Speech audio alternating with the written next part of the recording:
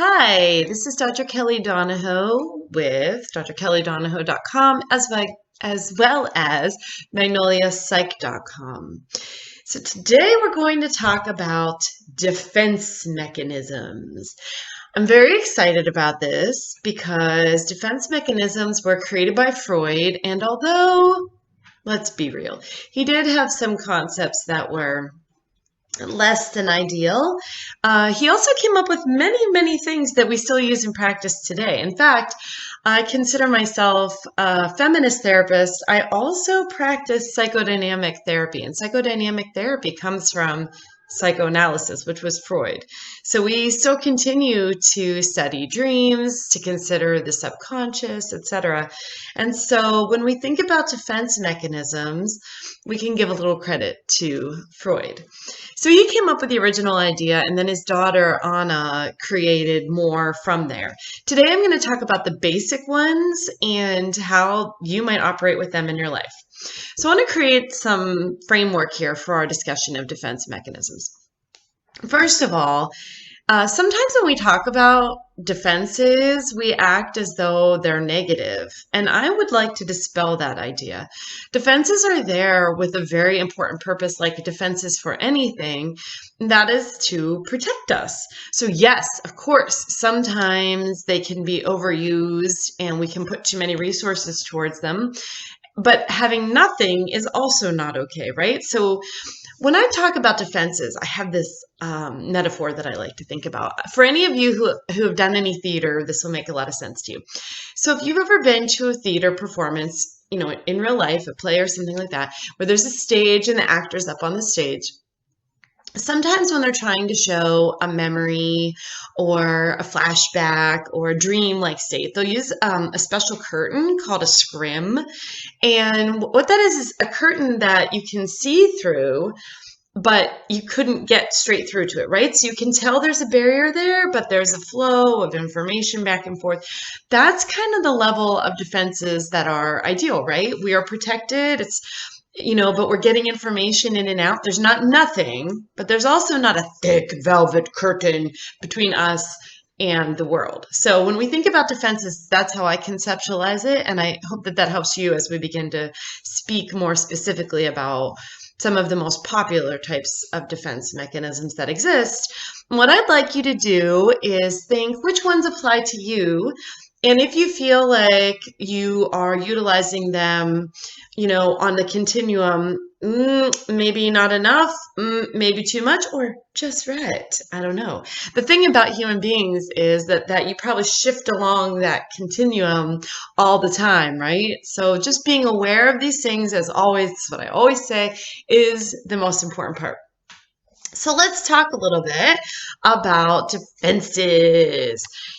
So next time somebody says to you, you're being defensive, you can say, oh, I am. And then think about which one you're using. And if you want to keep on employing it to that degree, or maybe tone it back a little or turn it up. So here we go. So the first one I like to talk about is, you know what? I just realized I don't think you can see this. Projection. So projection is one of my favorite defense mechanisms. It's so clever, right? You project onto the other person sort of, you did it, right? The classic example of this is when someone's doing something wrong and then they yell at the other person about it.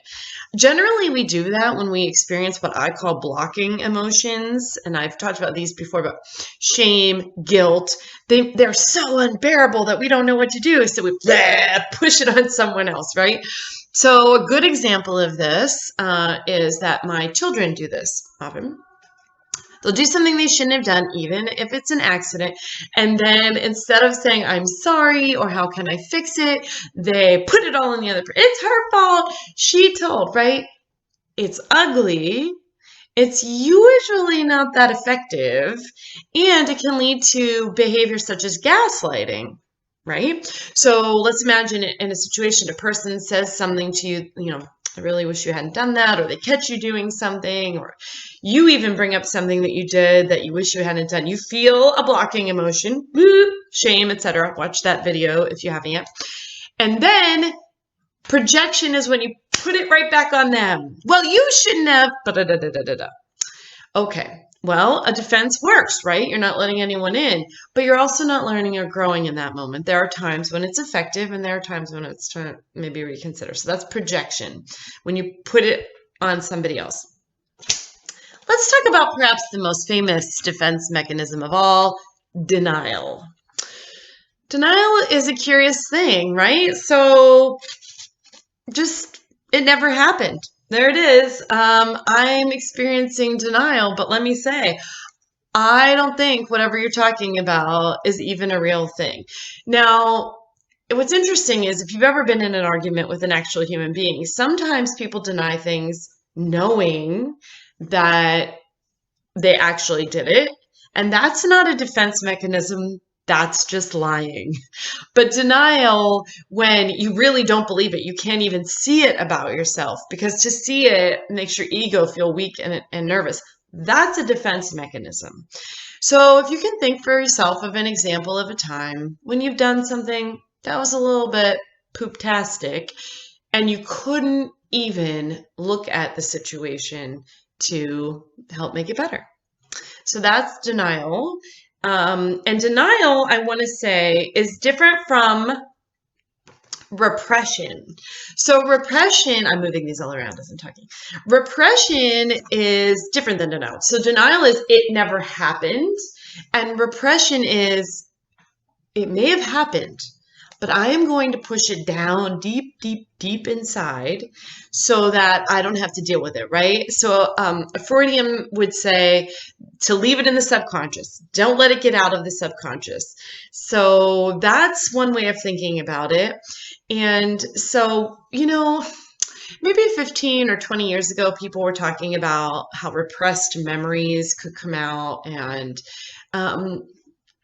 that's a very controversial topic. I can tell you as a therapist, I'm not sure I've ever brought a repressed memory out from someone. However, there are times when people are sort of aware that they've purposefully compartmentalized things that they didn't or couldn't face, right? And so that's what repression really looks like.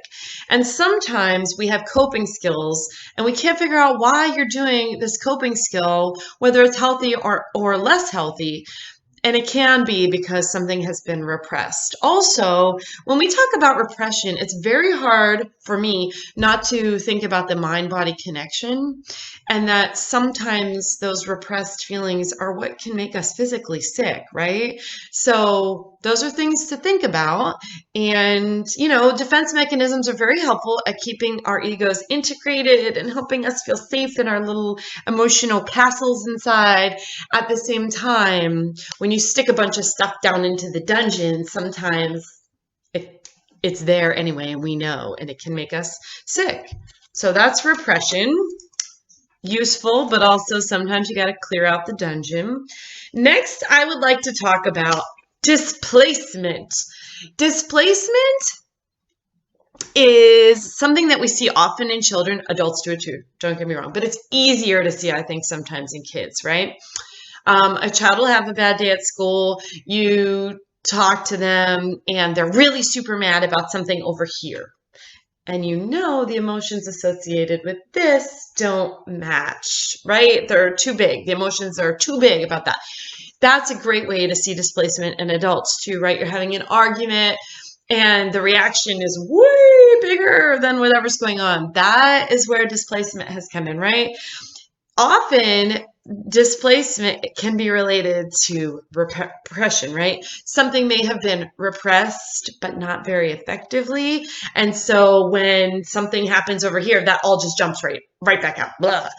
A really simple way of thinking about displacement, this is sort of an old analogy, but we use it in grad school all the time.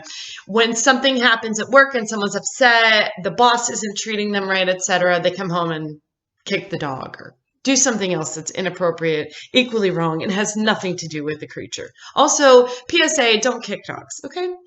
So that's something to think about. A lot of times I see patients engaging in displacements, many times unaware. And knowing your own defenses and if you do these things can help you be a better person. So, just keep these in mind. The last one that I would like to talk about is sublimation. So sublimation is just a fancy word for taking something that you can't do socially and finding an acceptable social outlet for it. So one of the primary examples of sublimation that we have is sports. So you have your ego has an impulse and it's to be physical and aggressive. Well, it's not societally accepted norm to just go out there and be aggressive with other human beings unless you're playing a sport and it's within the bounds of that sport. So that's a perfect example of a way of sublimating. And there are a lot of examples. Some would say it's not okay to cheat, but maybe looking at things online is okay. It depends on your relationship, right? Taking something that's socially or societally unacceptable and finding an outlet that lets you do that activity or behavior, those to express those urges in ways that would be more acceptable. So that's sublimation. And those are the ones that I would like to talk about today. I want you to think about them and consider which might be your go-tos. I know we certainly all have them. And how you might want to, once you start noticing and having some more clear awareness around them, do you want to dial them up? Do you want to dial them down? Or are you sort of like, whatever, it's cool. I'll just keep doing what I'm doing. Those are also things that can bring up triggering memories. And if you'd like to find somebody to talk to, please, by all means, find a therapist, a friend you can trust, someone you can speak to work through this, to work towards your emotional success. Again, this is Dr. Kelly Donahoe. Today we're talking about defense mechanisms. Good luck out there. Have a great day.